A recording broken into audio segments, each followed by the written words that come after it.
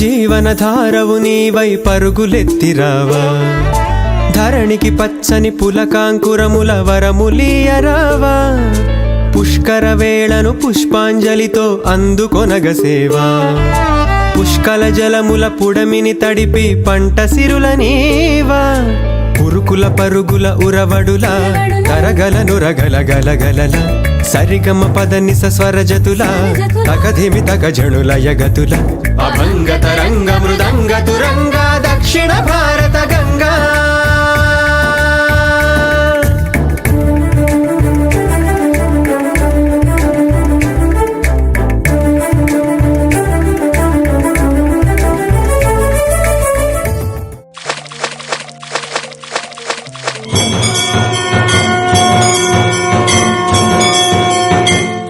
ఏమిటో ఈ ప్రజలు ఒక పక్క పాపాలు చేస్తూ మరో పక్క హారతలిస్తూ వారి పాపాలు పోగొట్టుకునే ప్రయత్నాలు చేస్తుంటారు. ఎవరు? కలికి అమ్మా మీరు? నేను గోదావరి మాతను. నమోస్తు జనపూజితే ఆహార ప్రదాయిని నమోస్తు లోకవెంద్యే నమో నమోస్తు గోదావరి మాతే. అమ్మా, నీవు ఎందరో మానవుల అన్నార్తులను తీరుస్తున్నదాను. నీవు స్వయంగా గంగా స్వరూపిణివి. ఇయాల నీ కంట కన్నీరు ఎందుకు తల్లి చింతిస్తున్నావు? నా బాధకు కారణం మీరు చేస్తున్న దారుణం. ప్రకృతి హరణం, జీవరాశుల మరణం, మీ ఆయుష్యే దానికి భరణం. శాంతించు తల్లి, శాంతించు. ఈ ప్రజలంతా మీ జననం వెనుక గల కారణం మరియు మీ మహిమ తెలియక తప్పు చేస్తున్నారు. దయచేసి మీ పుట్టుక వెనుక గల కారణాన్ని మరియు మీ మహిమను తెలియజేయాలని కోరుతున్నాను. వత్స కలికి, నా పుట్టుక వెనుక గల కారణమును సావధాన చిత్తుడవై ఆలకింపు. పూర్వం భరతఖండమున ప్రజలందరూ కరువు కాటకములతో అల్లాడిపోవడం చూసిన ఆ గౌతముడు అనే మహర్షి తన తపస్సుతో ఆ బ్రహ్మదేవుని మెప్పించి విత్తనం వేసిన ఒక జాముకే పంట చేతికి వచ్చే వరమును పొంది అందరి ఆకలి తీర్చేవాడు. ఇది చూసిన ఇంద్రుడు ఈర్ష మరియు అసూయ కలవాడై సురభి అనే గోపు వద్దకు వెళ్లి ఇట్లా నేను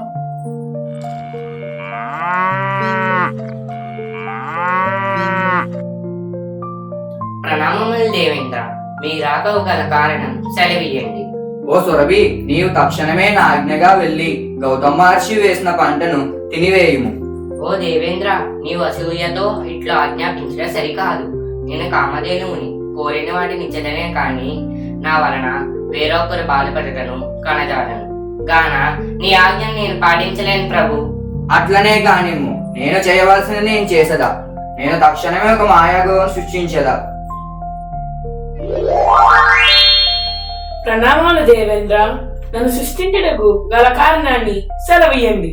ఓ దేనివోత్తమా, నీవు తక్షణమే నా ఆజ్ఞగా వెళ్లి గౌతమ మహర్షి వేసిన పంటను నాశనం చేయుము. చిత్తం దేవేంద్ర, మీ ఆజ్ఞను నేను తప్పక పాటిస్తాను.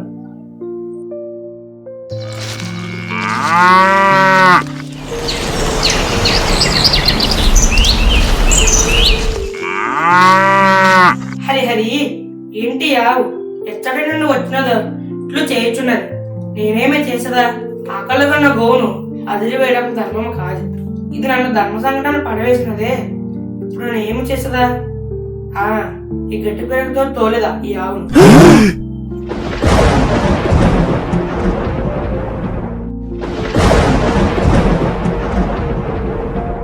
ఓ గౌతమ మహర్షి, ఏమిటి ఆకృత్యం? నీ వలన ఆవు మరణించినది. నీకు గోహత్యా పాతకం చుట్టుకున్నది. ప్రారబ్ధం ఎంతటి వారికైనా తప్పదు కదా. ఇప్పుడు నా పాపానికి ప్రక్షాళన చేసుకున్నది ఎట్లా? ఓ మహర్షి, నీ వెంటనే మహాదేవునికై తపస్సు ఆచరించు. ఆ మహాదేవుడు ఒక్కడే ఈ పాపానికి ప్రాయశ్చిత్తం చెప్పగలడు. అటులనే నేను తక్షణం త్రయంబకేశ్వరు వెళ్ళి నా తపస్సు ఆచరించదా.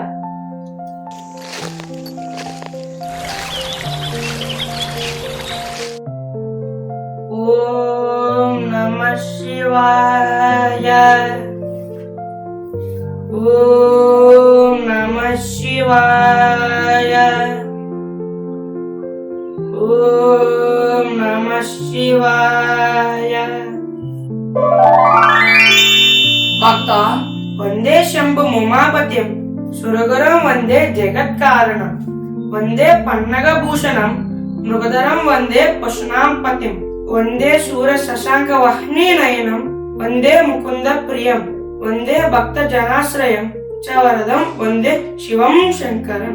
భక్త గౌతమ మహర్షి, నీ తపస్సుకు మెచ్చి నేను వచ్చి తిని నీ మనోచింతకు కారణం నాకు తెలియను.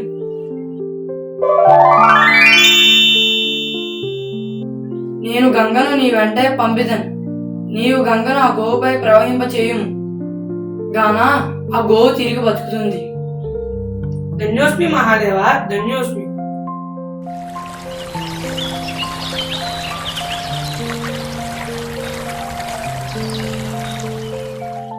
ప్రణామములు గౌతమ మహర్షి. ఆ దేవేంద్రుని మాటలు విని మంచి చెడులో ఆలోచింపక నీ పంటను నాశనం చేయుటకై నేను వచ్చి తిని గాన ఇట్లు జరిగినది. దయచేసి నన్ను క్షమించుము. శివుని ఆజ్ఞ లేనిదే చీమైనా పుట్టదు. ఈ సృష్టిలో జరుగుతున్న ప్రతి కార్యమునకు ఒక అర్థం పరమార్థం ఉండును.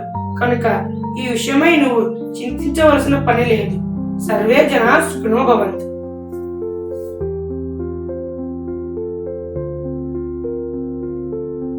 ఇట్లు నేను ఉద్భవించెను.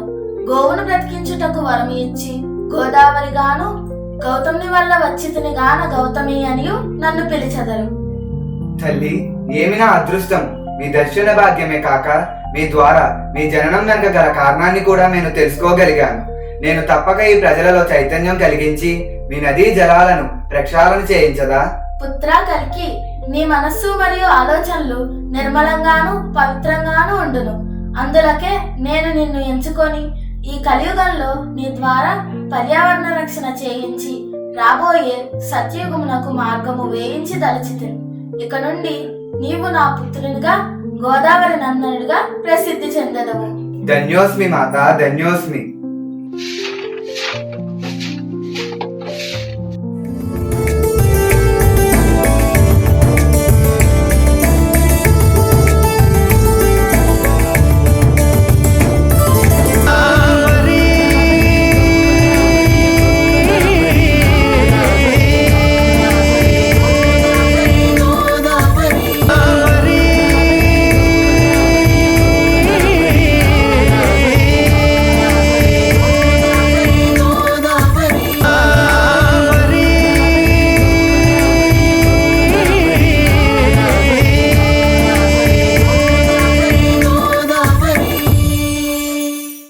నదులలో షాంపూలతో స్నానం చేయటం, ఫ్యాక్టరీ నుండి హానికర వ్యర్థాలను నదులలో వదిలివేయటం, ప్లాస్టిక్ వంటి వస్తువులను యాత్రికులు సందర్శించడానికి వచ్చినప్పుడు వేయటం, ఇటువంటివన్నీ జరుగుతున్నాయి.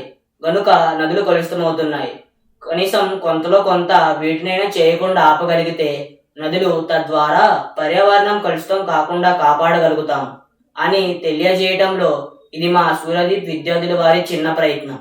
మీరు తప్పక పాటించి రాబోయే పుష్కరాల్లో మీరు కూడా మాతో భాగస్వాములు అవుతారని ఆకాంక్షిస్తూ మీ సూర్యదీప్ విద్యార్థులు.